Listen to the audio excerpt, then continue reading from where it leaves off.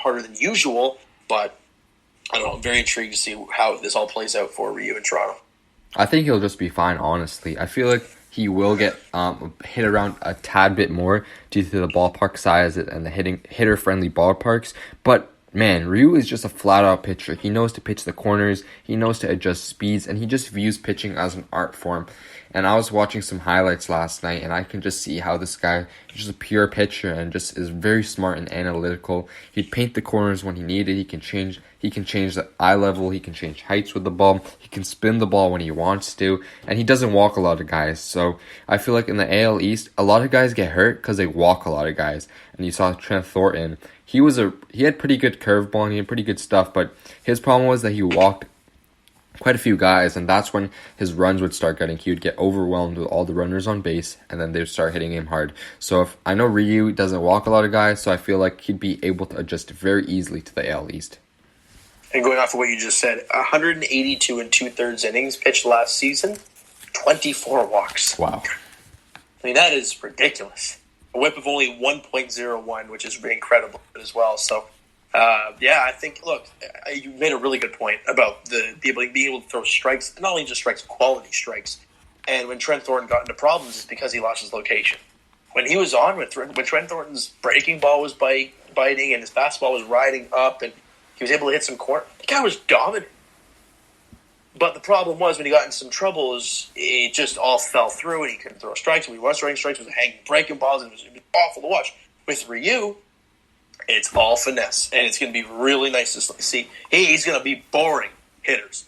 All this guy's going to come out, and, he's going to throw 90. Oh, we're going to crush this guy. And then you get some weird, change up and splitter, and everyone's going to freak out. So I think it's going to be really fun to watch this guy pitch in Toronto this season. I think I'm hoping he's going to exceed expectations, but we're going to have to wait and see. But I can't wait, man. I really can't wait. Yeah, we finally have a guy where we can be like, oh, Ryu's starting. Oh, let's go. There's a guy that we can just guarantee who's going to have a great start.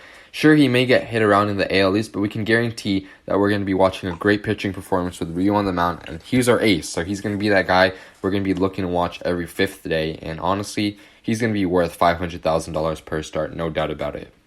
Oh, God, not at all. I mean, the last time we had that was, it's hard to say. I mean, Marcus Stroman was always fun to watch, but you could say even David Price for that matter. Or you could say Roy Halladay. That was always one where the rotation wasn't great, but he was always the guy at the front line where you were always waiting to watch him pitch. So. Even Ricky Romero sometimes. Yeah, Ricky Romero in that 1 year. Yes. Where he was fantastic. But mark it on your calendar, man. February 22nd is the first spring training game against the Yankees. I can't wait, man. It's going to be exciting. And our last question as we are running out of time is, do you think Pearson will overtake Ryu and then become the number one starter? That is a really, really difficult question because we have only seen Nate Pearson pitch in the minor leagues. However, he has straight up made the minor leagues look stupid. So that is really, really hard to tell. If you can come back to me when he comes up here and gives us 15 starts, then I'll be able to give you a good analysis. But for right now, I think it's so hard to tell. I mean, Ryu just came off of he said 19th in MVP voting and second in Cy Young Award win. Nate Pearson, I mean, with all the things we've seen, has the potential of being something along those lines. But will he eventually take over Ryu? That is really hard to tell. That is extremely difficult to tell right now in this time. But I think it's doable. I think he has the talent to do so. It's whether he puts the work in and whether things go right or not. But I think it's just way too early to tell. In the future, 100%, he's probably going to overtake Ryu. But if we're talking about this season, it's probably very unlikely. Honestly, I feel like his workload is going to be very limited. In the minor leagues, it has been very limited as well. But we know what he can do. He can absolutely gas players out. But right now, I just feel like Ryu's the better pitcher. He knows how to pitch. Pearson's a rookie. He's going to go through his rookie struggles like every rookie goes through. So right now, to say that Pearson's going to overtake him is kind of like an exaggeration on our parts. But Pearson's definitely going to be a damn good player for the Jays. And honestly, I can see a solid 3 starter out of Pearson this season if everything goes right. And wouldn't it be crazy? You know, the Jays acquire David Price, and you have Ryu, and you get Nate Pearson. I mean, if Nate Pearson isn't the way everyone's hyping, the Jays could have a kind of stupid 1-2-3. But that's only if things go the way you all dream of it happening.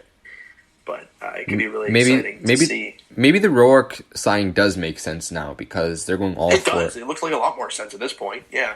Because he's the fourth starter, right? So if the Jays get a Ryu, a Price, then we got Chase Anderson right there, and then Roark fitting right nicely into the fourth spot. Then don't forget about Matt Shoemaker, who was great last season. So this rotation, oh god, this has potential to be very, very good. If everything goes right, Jays fans. Yeah, potential. That's the scary word. Potential. And if it doesn't go right, I 2013 all over again. Yes. But hopefully not. Except the expectations were a lot higher. In 2013, yeah, for sure. Alright, so this is going to be the end of our podcast, Jays Banter. We had a lovely time talking about Hyunjin Ryu, the great signing that the Jays have made, and hopefully this brings us more positive news in the upcoming weeks of free agency as the off-season is slowly dwindling down in its final stages as Christmas is around the corner. So we wish you Jays fans a happy holidays, and we hope to see you next time on our next Jays podcast. Go Jays. Go Jays.